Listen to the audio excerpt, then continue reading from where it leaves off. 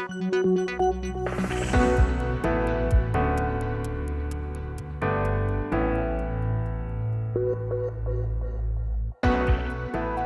idea of retirement can be scary, especially for those who don't feel prepared for it. There are real issues to be concerned about. Surveys have found that anywhere from 10% to 40% of baby boomers have absolutely nothing in savings. Absolutely nothing. Most people don't realize that Medicare doesn't pay for all the expenses and that co-pays for Medicare can be very costly. My views on Social Security are I'm not going to benefit from it at all. It's going to run out. It's dried up. There are also things physically, financially, spiritually, and socially you can do right now to help you reach your goals. It's never too late to start retirement planning. A lot of people end up procrastinating. The longer that you let your money go to work investing, the longer it has to grow. You know, there's so many things that are outside of your control, but taking care of your body is one that's within your control. When you've got people around you and you're plugged into your Lord and Savior and plugged into your church, and you're spiritually able to get stronger and to get some energy, we can do more than we think we can. For me, a job is a really good thing. It provides a sense of satisfaction, and it provides some income. For some, the thought of retirement is light years away. For others, it's right around the corner. The question is, what can you do to prepare for your golden years? No matter your age, what can you do right now? Hi everybody, I'm Kelly Wright. Join me as we explore the subject of retirement, because together we're taking care of business.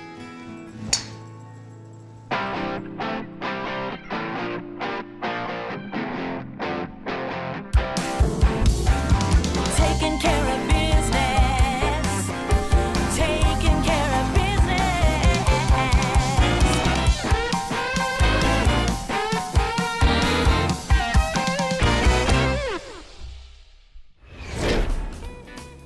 The term golden years was coined in 1959 in an advertising campaign for America's first large-scale retirement community. Before that time, the latter years of one's life was seen as lonely and often depressing. But starting in the 50s and continuing into the 60s and 70s, well, seniors embraced these years as a time to have fun and do the things they didn't have time to do when they were working. Retirement's a whole lot different now than it used to be. I think probably the biggest change that people have to face now is the fact that their employers really aren't on board with supporting them as much as employers 30, 40, 50 years used to be. Retirement did look very different 50 years ago, but that doesn't mean it was necessarily better or easier. I think what might surprise a lot of people is that the retirement age was actually higher than it is today. The average age for retirement 50 years ago was 65. Today it's 63. 50 years ago, we saw working class people who never before could expect to have a period of time after their work lives to be able to do what people want to do when they control their own pace and content of their time. So people could expect to retire while they were still healthy and maintain their living standards. When it comes to retirement planning, there are so many issues one could explore. First up, let's take a look at the issue of debt. Almost everyone has it, and absolutely no one wants it. Although debt can be a challenge for today's retirees, it is not an insurmountable obstacle. Debt is a huge problem for retirees. The percentage of people with debt in retirement and who are heading into retirement with debt has grown. A survey recently found that the average amount of debt that households with someone who's 75 and older has is $37,000. That's up from about $30,000 less than 10 years ago. Debt is a thief. That's exactly how I describe it. Whether we're talking about credit card debt, car loans, or student loans, it takes from your money now, right? It's a requirement. I don't want people to hear me say that, hey, if you've got debt, it's all hope is lost, right? Not at all. If you've got debt, it means you're human. Welcome to the human race. The biggest challenge is the dramatic increase in the amount of debt that people have at an earlier and earlier age. And probably the biggest contributor to that lately has been student loan debt, because the cost of college education has been skyrocketing. The main reason I believe that most millennials and people my age don't have a plan is because they're thinking of now. A lot of their plans now involves paying off a car loan, student loans, credit card debt, and that often weighs on your mind. And you tend to forget about the future. You're focusing on the now. With mortgages, student loans, and credit card debt galore, how are people supposed to free themselves and begin thinking about the future?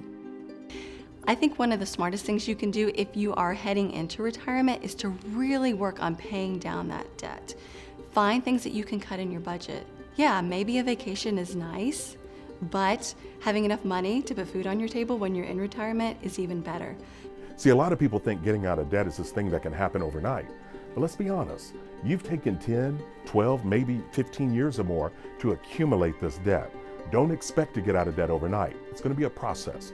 But I want you to attack the smallest debt first, because getting out of debt's not about math, it's about momentum. If you attack the highest interest rate first and it's a big debt, if you don't see progress, you're going to stop. So start with the little debt first. Make minimum payments on everything else. Throw all extra money you have toward that little debt and watch what happens. I've seen people's eyes light up because they see that debt start to shrink and eventually go away, and they start to believe what I know, that they can do this. And so that's the process by which I want you to attack it. Smallest to biggest until you get them out of your life. Then there's the issue of Social Security funds. It's the one guaranteed bit of income retirees are supposed to have. The question is, will it be available at all? My views on Social Security are I'm not going to benefit from it at all. It's going to run out. It's dried up. It's not going to help me. I've seen surveys that some young people said they're more likely to see an alien from outer space than to get a Social Security check. Nothing could be further from the truth. I'm confident it's going to be there for people. I think that when changes, people are talking about potential changes to the system, financial challenges that are there.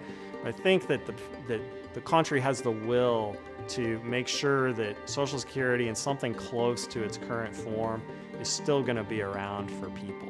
So here's what's happening. We pay for Social Security, 75% of Social Security benefits now with our payroll taxes. And then the rest between that and the promised benefit are being paid out of a trust fund. That really came into being after 1983 amendments. That trust fund is scheduled to be depleted in 2034. Now the question is, what happens once that trust fund goes? Does that mean the program is bankrupt? Absolutely not, because these payroll taxes are going to come in year after year after year, and they can pay for 75% of benefits. I personally don't want to pay just for 75% of benefits. I'd like to see current benefit levels maintained. But so everybody's going to have it. The question that we've got to figure out as a nation is what level do we want those benefits to be? Most experts agree that Social Security isn't going away. It is, however, important to note that Social Security shouldn't be your entire financial retirement plan. The average Social Security benefit check is about $1,400 a month. That's about $17,000 a year. That's not a lot. But if you have two people in your family, you're about $34,000. That's below the poverty line. And so for people to see this and understand, trying to just rely only on Social Security won't be enough. It won't be enough for you to take care of basic needs. So certainly you can do it. You can live on Social Security alone, but you might have to make some sacrifices, or you might have to be adventurous and live outside the United States, or have support from family members. Of course, there are things you can do to maximize your Social Security check when the time comes. A lot of people don't realize how big a decision that choice about when to start getting your Social Security benefits is. If you were able to get $1,000 a month from Social Security at age 62, if instead of that you decided to wait until age 70, you could get much bigger payments of about $1,750, 75% higher benefits monthly in exchange for waiting that extra 8 years. Another issue facing future retirees is that many haven't saved as much as they should have, if they have saved at all. Unfortunately, baby boomers aren't doing a very good job of saving on their own for retirement. Surveys have found that anywhere from 10% to 40% of baby boomers have absolutely nothing in savings. Absolutely nothing. Investing is so very important. Being able to put money aside in a 401k or 403b and allow money's two best friends to work with it. And those two best friends are time and compound interest. But what you're really going to have to do is, if you want a comfortable retirement, you have to invest in stocks. I know people are afraid of the stock market because we've seen it go up and down, especially if you lived through the recession and you saw your savings tumble because the stock market fell. But over time, over the long run, stocks do go up. The annual return over the long term is 10%. I'm not a financial advisor, but I do buy the notion that you invest aggressively when you're young and less aggressively when you're older. There are some investments that are just plain bad, and you can usually tell them because the attribute that they most often share is that they're expensive to invest in. Never hesitate to get guidance. That's the only way we can get better. And I'll tell you this, I've seen people go in and sit down with an investment professional. Now, I don't mean a salesperson. I'm talking about someone with the heart of a teacher, someone that wants you to be successful. I've seen people go in and sit down and have conversations and make small tweaks in their 401k that led to big gains later. So I say, for your family's sake, even for your sake, sitting down with a professional is something that can truly help you. It's never too late to start retirement planning. Turning now to another consideration, seniors need to look at a very big piece of the financial pie: medical expenses. The other major challenge that a lot of people face is unforeseen issues that have big costs. And most often, that's a health issue, because not only do you end up with a situation where you have large medical costs, some of which aren't going to be covered by health insurance or other programs, but you also might be in a position where you're forced to give up your main source of income. Fidelity Investments every year for several years has looked at the cost of healthcare in retirement. This year, a couple retiring at age 65 can expect to have to spend $280,000 for healthcare over the course of their retirement. So healthcare expenses for older people are significantly higher than they are for younger people, and they're higher for the older old than they are for the people newly retired in their 60s. One measure we use is Medicare premiums as a percent of people's Social Security benefits, and that's gone from a very small number up to about 20%. Most people don't realize that Medicare doesn't pay for all the expenses, and that co-pays for Medicare can be very costly. The premiums for Medicare is about $100 per month.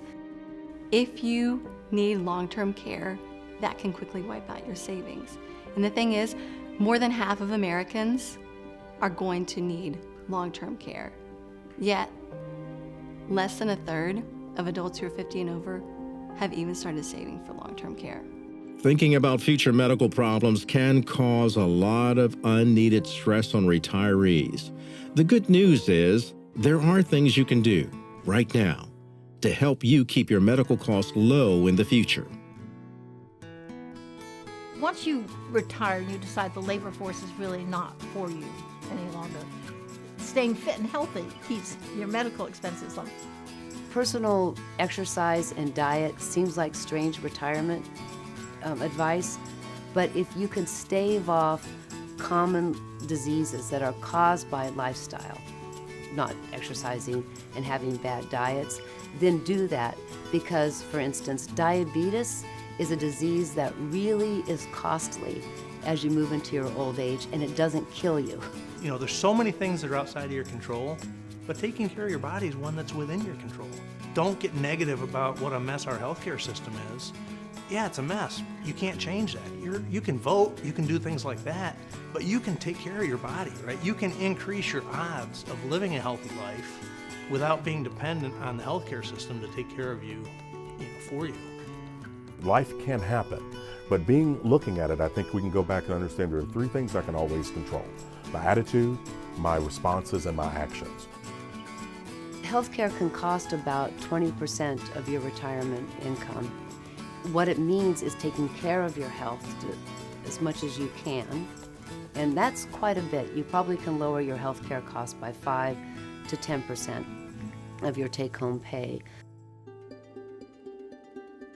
While there are so many things to be aware of, legal issues may be the most important matter needed to be addressed for all retirees. Without taking care of them, your legacy goals may not even be considered. The biggest legal issues that most people approaching retirement or in retirement face have to do with two basic areas. One is estate planning, and two is medical care and making sure that they have someone in place to help them if they're not able to make the decisions on their own that they need to make. People with substantial assets may want to rely on family members to manage their money. I think that should be done with care. It's probably best to have a bank trustee, but don't invest in their assets, or a lawyer. It can save your family from being tempted. It can save your family from being guilty they're not managing your money correctly, and it can save you from your own trust and your own shame. So many people don't even have a simple will set up. For people who have more assets in mind, something beyond a simple will, like a revocable trust, that can help people avoid the burden and cost of court proceedings after someone passes away, can be really beneficial, not just in terms of making things simpler, but also saving family members from just big hassles and painful experiences in a time where they're already grieving. You should look at your will every year and assess whether or not the distribution of assets or rights or connections are relevant for you at that moment. Everybody, no matter what their age is, should reevaluate their will every year. Before that comes up, though, a lot of people run into situations where they need medical care, but because of their own medical situation, they're not able to really make an informed decision about what types of care they should get. And that's where having a durable power of attorney for health care is essential. When you don't have the agency to manage your money or your health, who your designee is very important to decide when you have your health and you have your cognition. Your financial power of attorney might go to a neutral third party, and your health proxy should go to a trusted family member. But it's very important to do that as soon as you can. There is no need to put off planning for your legal future. As our experts have already explained, these issues are easier to address than many would believe. Talking to a lawyer, it's not so scary. Why not do it today? You see, in this digital age, creating a legal dossier can be easily done online, if not in person. It is in yours and your loved one's best interest to make sure your legal future is covered. Oh, and who can forget about those things called taxes? Certainly not the government. Many of the best retirement plans, however, fail to include the issue of paying your taxes. One of the biggest obstacles that people have in coming up with realistic assessments of their financial plan in retirement is the impact that taxes have on it. Because a lot of people that just look at their financial statements, they'll say, hey, I've got such and such amount of money saved up, that should be plenty. They forget that the IRS is going to be in there to grab a piece of that. Whenever you're talking about a 401k, this is money that's put in out of your paycheck before it ever goes to the bank. So it's directly taken out of your check. So that means you've not paid any taxes on it at all. But when you start to take money out of the 401k, age 59 and a half is the time that you can do that without a penalty, you'll have to pay some taxes on that money. Again, the government's going to get their taxes. For most of those vehicles, that money has never been taxed at all. The government charges ordinary income tax rates, which are higher than what you pay for capital gains.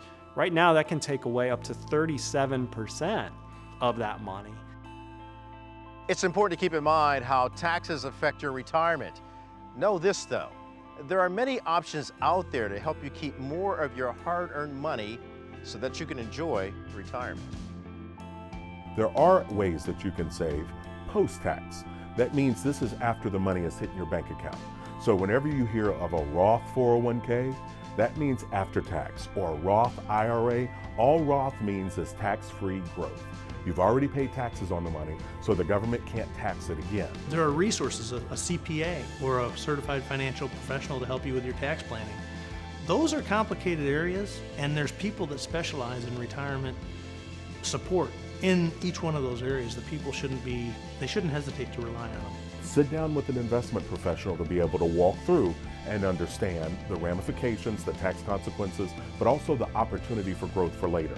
So it's so very important to understand the tools so you can pick the right ones. Financial, legal, and medical hurdles weigh heavily on the minds of many of today's retirees and future retirees. However, these issues aren't the only things to keep in mind when you're planning for your retirement. Let's take a look now at the personal side of things. You know, most people hear of retirement and they think, well, I'm just sitting on the front porch with sweet tea, right, and rocking in a rocking chair. That's great for a little while, right? But you've got other things you want to do. Retirement is about far more than finances.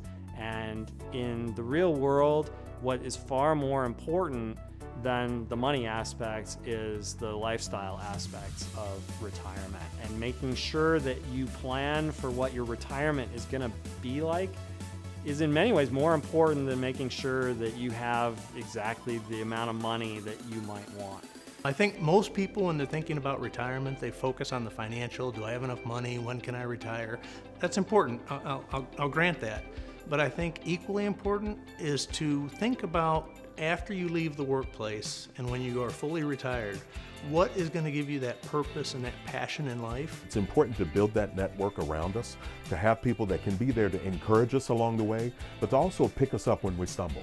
I think especially in retirement, when you've lost those natural daily relationships in the office place, you've really got to make a personal effort to build those relationships. If you work with a bunch of people who aren't exactly your age, who aren't going to be retiring at the same time, you sort of have to figure out, how do you want to, kind of walk the line between, you want to retire, but you might want to keep hanging out with those people too, because you've spent so much of your life with them. A lot of people, when they retire, they want to move away. Let's move to the mountains, let's move to wherever, right? But they don't necessarily think about what a great network they've built up where they live. In terms of fulfillment as a human being, I can't think of anything more important than to take stock of what your meaning on the planet meant and what you meant for other people. So to me, focusing on the eternal spiritual side of life in retirement, it's important, and it's something that doesn't happen if you're not intentional about it. When you've got people around you and you're plugged into your Lord and Savior and plugged into your church, and you're spiritually able to get stronger and to get some energy, we can do more than we think we can. As it turns out, retirement isn't for everyone, at least at first. Going back to work in retirement isn't necessarily a bad thing, because a lot of retirees are actually discovering that once they get into retirement, they're bored. They don't feel productive anymore. They're not stimulated. So they're going back to work.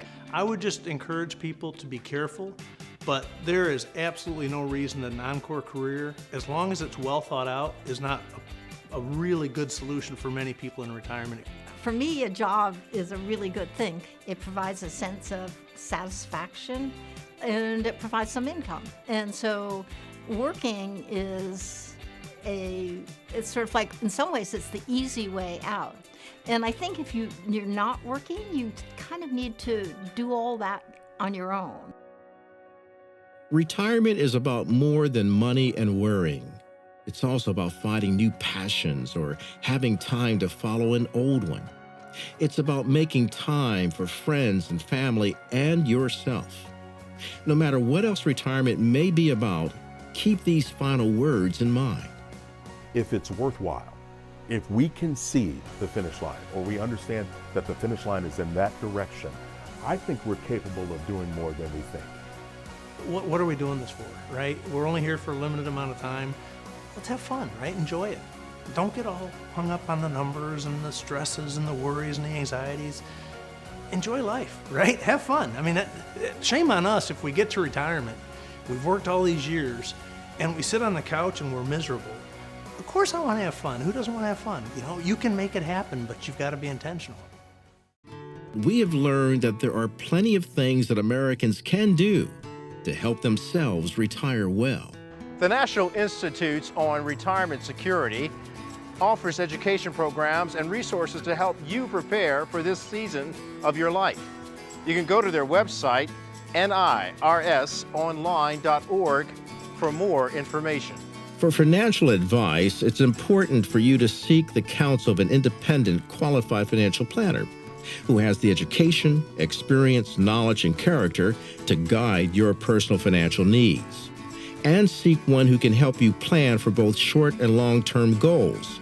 To do that, we recommend the National Association of Personal Financial Advisors, or NAPA. It's a good place to start. You can find them on the web at napa.org or call them toll-free at 1-888-FEE-ONLY or email them at info@napa.org. The key is to start investing and saving today. Speak to the experts to help you understand your legal, medical, and tax responsibilities. Also prepare for your future by keeping yourself in shape, spiritually, mentally, financially, and physically. Start right now. Until next time, I'm Kelly Wright, and together, we're taking care of business.